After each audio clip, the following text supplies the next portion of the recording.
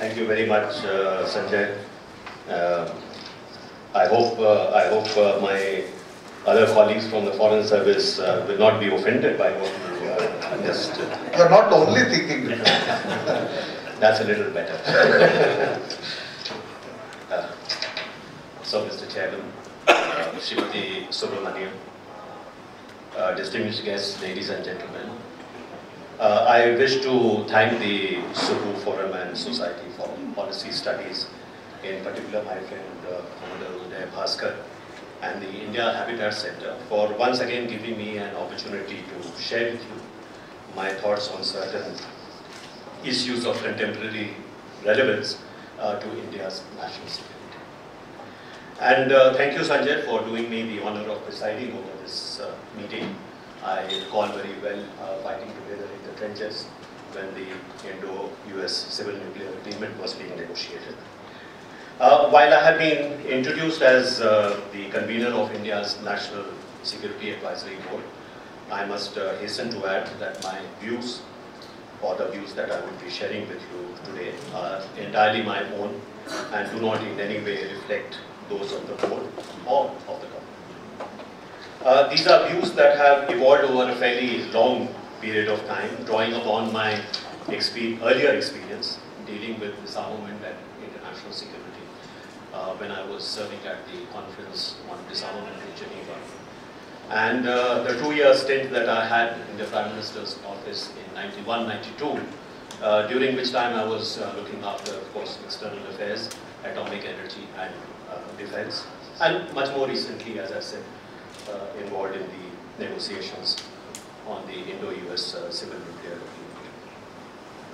Agreement. This was as both Foreign Secretary as well as Prime Minister's Special Envoy. I believe I have a fair sense of how our security perceptions have evolved over the years and how different generations of our political leadership have dealt with the security challenges confronting the country.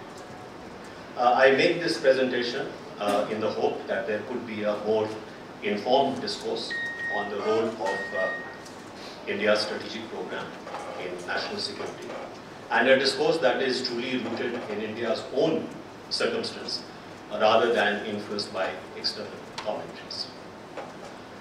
India, of course, became a declared nuclear weapons state in May 1998, although it had maintained a capability to assemble a nuclear explosive device and had developed a delivery capability, both in terms of aircraft as well as missiles, several years previously.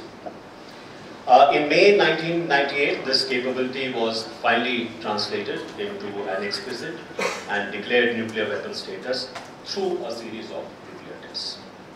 This is important to recognize because India did not overnight become a nuclear weapon capable state in May 1998, but until then, a deliberate choice had been made to defer the acquisition of a nuclear weapon arsenal, as long as there was still the hope that the world would eventually move towards a complete elimination of this class of weapons of mass destruction.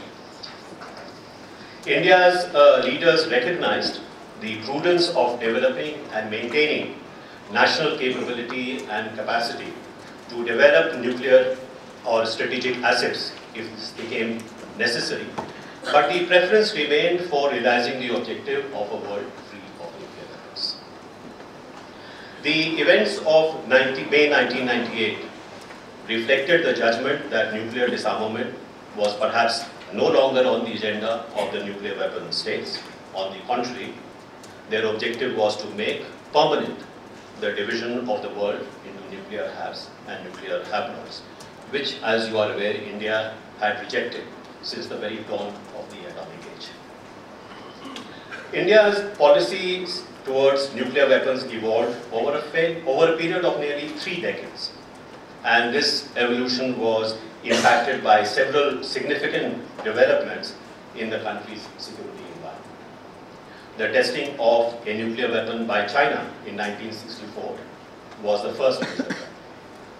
There is evidence, of course, to show that both Nehru and Homi Bhabha had not excluded the possibility of India acquiring nuclear weapons even earlier in case India's security and defense warrant.